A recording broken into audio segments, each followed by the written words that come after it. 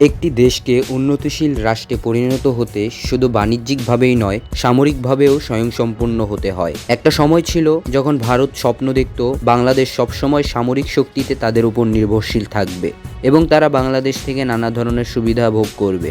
তবে বাংলাদেশের বর্তমান প্রধানমন্ত্রী তারেক রহমান তাদের এই স্বপ্নে পানি ঢেলে দিয়েছে। তিনি সামরিক বাহিনীর জন্য এমন কিছু পরিকল্পনা নিয়েছেন যা নিয়ে ভারতের সরকার সেভেন সিস্টারের অস্তিত্ব রক্ষায় হিমশিম খাচ্ছে। অন্যদিকে বাংলাদেশের সাথে চীন ও যুক্তরাষ্ট্রের সম্পর্ক দৃঢ় হচ্ছে, যদিও এর পেছনে ব্যক্তিগত কিছু স্বার্থ রয়েছে। যাই হোক, সামরিক বাহিনীর এ পরিকল্পনার নাম দেওয়া হয়েছে ফোর্সেস গোল 2036 দি আল্টিমেট শিল্ড, যেখানে ব্যয় হবে প্রায় ৮৬,০০০ কোটি টাকা।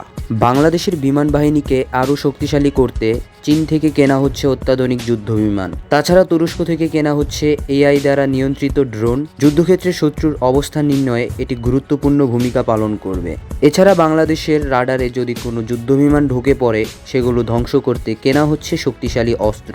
শুরু থেকেই ভারত বঙ্গোপসাগরে তাদের আধিপত্য বিস্তারের চেষ্টা করত। তবে এবার বাংলাদেশের নৌবাহিনীতে যুক্ত হতে চলেছে ভয়ঙ্কর কিছু সাবমেরিন, যা আড়াল থেকে কড়া নজর রাখবে বঙ্গোপসাগরে। এছাড়া বাংলাদেশের সেনাবাহিনীতে যুক্ত হতে চলেছে নতুন প্রযুক্তির কিছু মডার্ন আর্মস।